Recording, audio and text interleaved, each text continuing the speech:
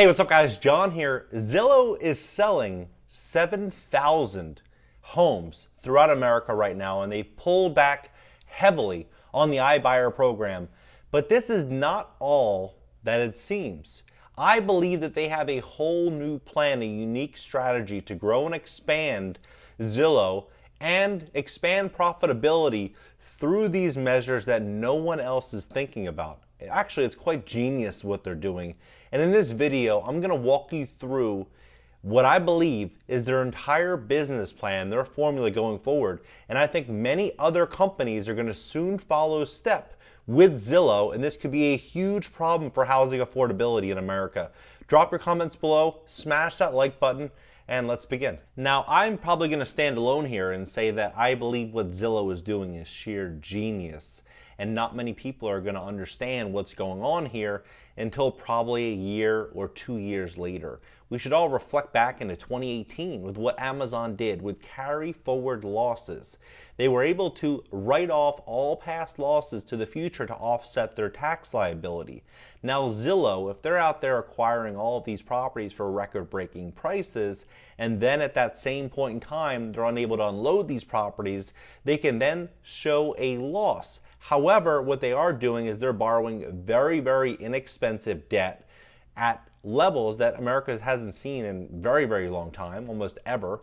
And they're going to have these rock solid assets, single family homes in America.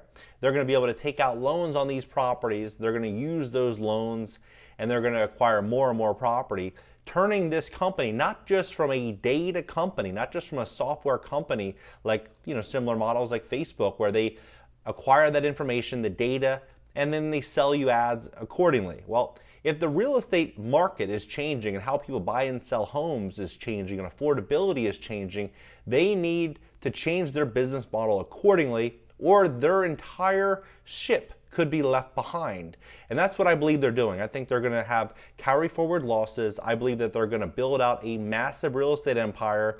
They're going to use that power, that dominance to enter more industries, and who knows, they could even have some type of new platform like apartments.com where they start renting beds. Maybe each single family home they have, dorm room style living where it's affordable housing, and Zillow makes record breaking profits, and all the while they shield themselves from the dollar that's being absolutely crushed right now by having these rock solid assets, and then they continue expanding and expanding. But this is what they're doing right now. It says Zillow iBuyer flops, company listed nearly 2/3 of homes below purchase price. Questions over profitability of Zillow's iBuying practices in the increasing competitive space appears to be close to the operations troubled details in the insider analysis. Insiders examined the company's listings on October 27th in 5 markets: Dallas, Houston, Phoenix, Atlanta, Minneapolis. The outlets found almost 64% of the homes were listed for sale for less than Zillow paid for them, with a median difference of $16,000.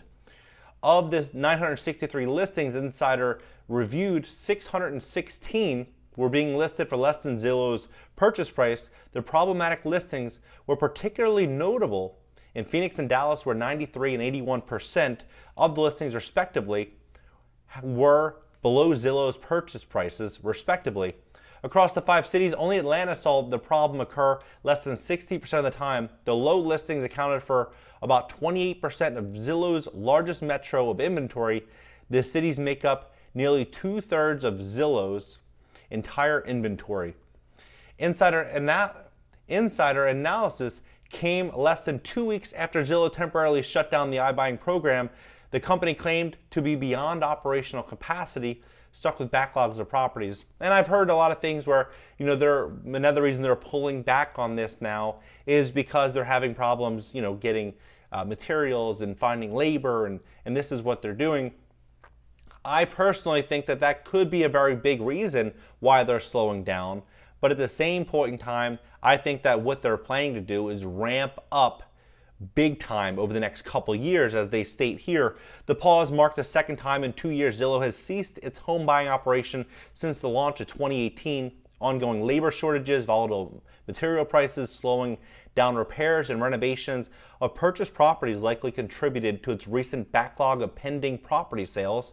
Zillow Offers allows homeowners to receive an offer on their home through Zillow's proprietary technology, which can allow for a quick offer and sale after the transaction. The property receives minor repairs before it's put back on the market. Zillow reported making $1.5 billion in revenue from iBuying business during the first half of 2021. Insider reports Zillow CEO Rich Barton has said the company can hit $20 billion in revenue in 2024, 2025, in 3 years. So it's quite incredible. The four largest iBuying companies combined make 15,000 homes. They've purchased 15,000 homes in the second quarter.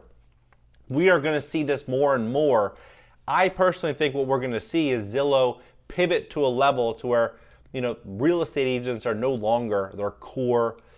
Real estate agent advertising budgets are no longer their core business model. They're going to have this as they float because they realize that real estate agents in the long term will no longer be able to stay competitive in this technocratic world.